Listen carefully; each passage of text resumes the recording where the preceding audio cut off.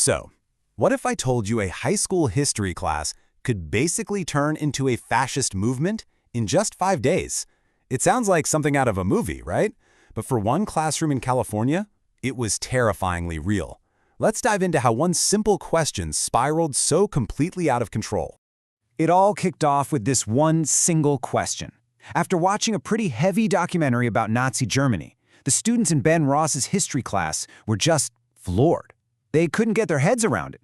I mean, how could something so awful happen while millions of regular people just stood by and let it? And their teacher, Ben Ross, he was kind of stuck. He didn't have a good answer for them. You know, the textbooks, they just couldn't explain the pull of groupthink or that weird comfort you get from just following orders. So he decided the only way for them to really understand it was to experience it. He came up with this experiment, a little simulation, to give them a taste of the mindset that let fascism take root in the first place. All right, so let's just go back to that moment for a second. Imagine the lights come up in the classroom after the film. The kids are just sitting there completely shaken. They'd just seen things that were so far removed from their quiet, normal lives. The sheer scale of it all, it was just impossible for them to process. And their reactions were pretty much all the same. Total disbelief. Some were nearly in tears, and they were so sure, so adamant that it could never happen to them. They were all like, no way, we would have fought back, we would have run away. They were absolutely positive they'd have thought for themselves. So the very next day, Mr. Ross starts his experiment. The students walk in, and there's something new written on the blackboard. It's a simple motto, but it's the one that would become the foundation for everything: strength through discipline. Honestly, it seemed pretty harmless, almost inspiring even. You see, the way Mr. Ross pitched it, it was brilliant. He told them, look, discipline isn't about being punished. It's about power. It's about success. He tapped right into that basic human desire for order, for strength, and he framed this strict control not as a bad thing, but as a tool to make them all better. And he gave them these really simple, concrete rules. Sit up, ramrod straight. Stand up when you speak. Always start by saying Mr. Ross. And keep your answers short and to the point. And what's crazy is that in minutes, literally minutes, the whole vibe in the classroom changed. It went from a bunch of slouching teenagers to this sharp, efficient unit. The energy was electric. And you could see the appeal right away, especially for kids like Robert Billings. This was a guy who was usually treated like the class outcast, but under these new rules, none of that mattered. Everyone was equal. And for the first time, Robert wasn't on the outside looking in. He was part of something. He belonged. David Collins, he was the football team's running back, and he totally nailed the feeling. This wasn't just a boring history class anymore. It was a unit, a team. And that feeling of shared purpose, of being part of something bigger, it's infectious. And that's exactly the psychological trigger Mr. Ross was aiming for. But a feeling that powerful? Yeah, it's not going to stay contained in one classroom. What started as just a one-day lesson started to bleed out into the hallways. It was turning into a school-wide movement, a cause that kids were rallying behind with this fierce loyalty. And the whole thing escalated so fast, it's kind of scary. I mean, on day one, it's just about posture. By day two, Mr. Ross adds a new motto, strength through community. And with it comes a logo and a salute. And then by day three, they add strength through action. And get this, they start handing out membership cards and assigning kids to be monitors to enforce the rules. So now you have all the pieces of a real movement, right? You've got the slogans, the symbol, the special salute, all that stuff that creates this really clear sense of us. It's a visible sign of who belongs.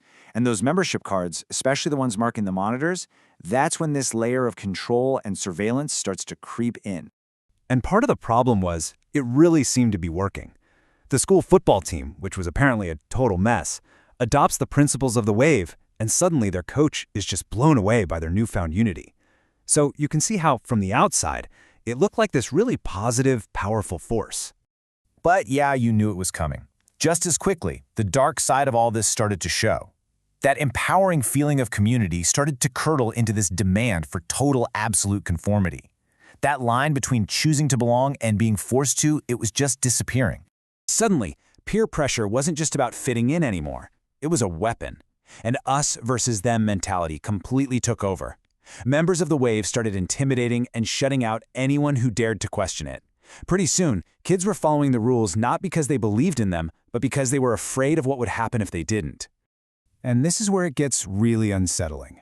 The movement started to actually change who these kids were. Loyalty to the wave became more important than anything, more important than your friends or even your own sense of right and wrong. You see it so clearly with David, who goes from being this really thoughtful guy into an aggressive enforcer who just can't handle any criticism of the group. The first real challenge to all this groupthink actually came from outside the school. Lori's mom, after hearing about what was going on, says something so simple but so profound. Popularity doesn't make something right. It was that crucial reminder to not let the crowd drown out your own judgment. And then it happens, the moment where the danger becomes completely undeniable. Lori writes a critical article about the wave in the school paper. David, furious that she would betray the group, confronts her. When she won't back down, he grabs her and actually throws her to the ground. In that single shocking moment, he sees what the wave has turned him into. That act of violence is like a splash of cold water. It snaps David and Lori right out of the trance. They rush to Mr. Ross, begging him to stop the whole experiment. And he agrees. He calls one last emergency wave rally in the auditorium, promising all the loyal members that they're about to see the movement's final, most glorious step. So you have to picture the auditorium. It is packed, and the energy is absolutely electric. Mr. Ross gets up there and tells them they're an elite group, that they're going to change the country. He says their movement is part of a national organization, and their leader is about to address them live on screen. The students are just glued to these blank screens, ready to follow.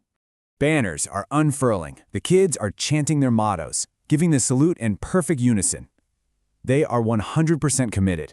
They're ready to meet their leader, to follow him absolutely anywhere. The tension is just unbearable. And then Mr. Ross gives the command, and the screens flicker to life. And there he is. The image on the screen is Adolf Hitler. The entire room just falls into this stunned, horrified silence. Mr. Ross lets that image just hang there in the air. "There is your leader," he says. And the realization just hits them like a ton of bricks. In 5 short days, they had willingly created the exact same mindset they swore they would always resist. I mean, talk about a brutal way to learn a lesson. The students saw firsthand just how easy it is to get seduced by the promises of a group, to trade your own thoughts for a sense of belonging. They finally had an answer to that question from day one. This is how it happens. People get swept up, they stop asking questions, and they forget that they are responsible for their own actions.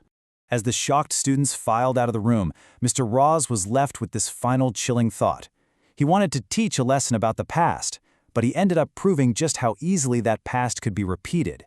And really, it leaves all of us with a pretty important question. In our own lives, when we're searching for community and purpose, how do we know when the tide is turning into a dangerous wave?